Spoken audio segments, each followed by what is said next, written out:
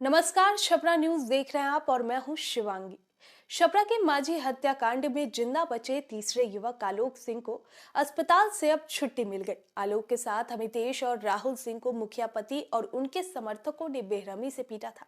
इसमें अमितेश और राहुल की तो मौत हो गई थी, जबकि आलोक 9 दिन तक अस्पताल में भर्ती रहे। आलोक अपने एक रिश्तेदार के यहाँ पुलिस अभिरक्षा में रह रहे हैं। आलोक उस दिन की भयावहता को याद करते ही कांप उठते हैं। उन्होंने बताया कि 2 फरवरी की सुबह 11 बजे वो अपने दोस्तों के साथ खेत में गए थे। खेत में सिंचाई के दौरान दोस्तों ने आपस में लूडो गेम खेलते हुए हारने वालों पर मुर्गा का भोज देने की शर्त रखी। इस दौरान अमितेश 2 बार गेम हार गए। इसके बाद मुर्गा खरीदने के लिए वो मुखिया प्रतिनिधि विजय यादव के मुर्गा फार्म पर गया। विजय यादव ने एक काम का बहाना बनाकर अमितेश सिंह और राहुल सिंह को बुलाने को कहा। जैसे ही दोनों मुर्गी फार्म में पहुंचे, बाहर से दरवाजा बंद कर मारपीट शुरू कर दिया गया। पूरे घटनाक्रम का जिक्र करते हुए आलोक सिंह ने कहा कि समय पर पुलिस अगर तत्परता दिखाती तो उनके अन्य 2 साथी अमितेश और राहुल की जान बच सकती थी। बिगड़ते हालात के बीच तीनों के साथ 3 घंटे तक बंधक बना पिटाई की गई। कभी लाठी, बांस और रॉड से तो कभी हथौड़ा, पाइप और अन्य सामान से पिटाई करते रहे। अमितेश और राहुल की छाती पेट पर एड़ी मसली गई। आलोक के अनुसार पहली बार जब पुलिस पहुंची तो कम पिटाई हुई थी, लेकिन पुलिस कर्मियों ने देखकर अनदेखा कर दिया। मुखिया पति से बात करते हुए वो तीनों को छोड़कर चले गए। इस दौरान हम तीनों पुलिस से अपने हाथ साथ ले जाने को गुहार लगाते रहे, लेकिन पुलिस वाले बंद कमरे में हमें छोड़कर चले गए। कांपते हुए आलोक ने बताया कि लगातार पिटाई से पूरा शरीर सुन्न पड़ गया था। इसी दौरान मुखिया अनीता देवी पहुंची और हथौड़ा देते हुए जान से मार डालने का आदेश दिया। इसके बाद तीनों पर हथौड़े से वार किया। राहुल की गर्दन और हथौड़े का चोट पड़ते ही वह जोर से चिल्लाया, फिर शांत हो गया। आलोक ने कहा कि उसने अपने शरीर को मृत समान ढील छोड़ दिया था।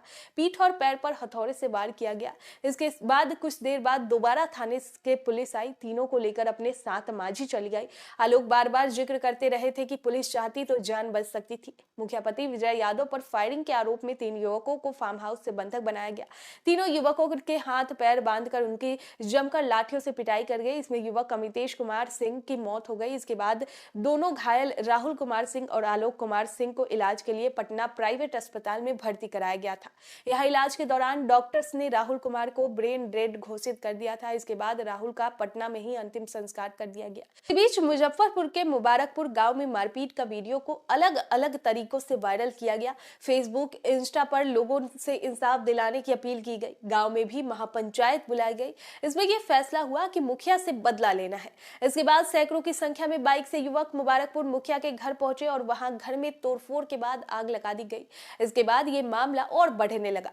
पुलिस ने माझी और मुबारकपुर में धारा 144 लगाने के साथ इंटरनेट भी बंद कर दिया। 11 फरवरी को इंटरनेट सेवाएं तो बहाल कर दी गई, लेकिन धारा 144 अभी भी लागू है। 3 लोगों के साथ मारपीट की गई थी, जिसमें से सिर्फ आलोक कुमार सिंह ही बचे हैं। छपरा कांड की गूंज बिहार से दिल्ली तक सुनाई दे रही है। मामले पर सियासत गरमाई हुई है। बीजेपी सांसद राजीव प्रताप रूडी ने लोकसभा में शून्यकाल के दौरान छपरा के मुबारकपुर में हुई वारदात को उठाया। उन्होंने कहा कि 2014 से पहले जिस तरह कश्मीर में विधि व्यवस्था बनाए रखने के लिए इंटरनेट सेवा बंद कर दी जाती थी, आज वही स्थिति छपरा में है। छपरा में पिछले 10 दिनों से इंटरनेट सेवा बंद कर दी गई है। एक जाति समुदाय के लोग जमकर उत्पात मचाया।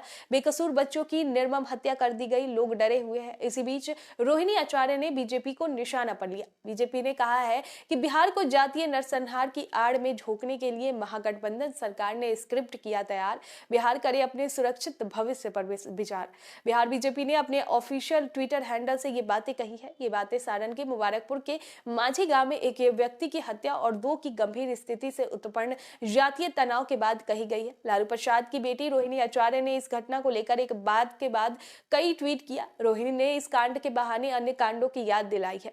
रोहिणी ने आगे कहा कि बिहार की जनता को समझना होगा कि भाजपा के दंगाई चरित्र को पहचानना होगा, वरना भाजपा वाले 2 परिवार के आपसी वर्चस्व की लड़ाई को जातीय रंग देकर पूरे बिहार को रक्त रंजित करने का नापाक मंसूबों को पाले हुए इसी ताक में बैठे हैं कि कब बिहारी भाइयों को ही आपस में लड़वा कर गोधरा कांड के नरभक्षी के हाथों में बिहार की सत्ता सौंप दी जाए।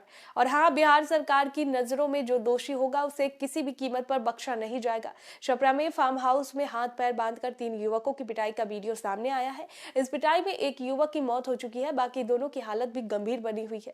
बताया जा रहा है कि तीनों युवक पर मुखिया प्रतिनिधि प्रतिनिधि पर फायरिंग का आरोप था। विवाद के चलते मुखिया प्रतिनिधि पर फायरिंग की गई थी। इसमें ये सभी शामिल थे।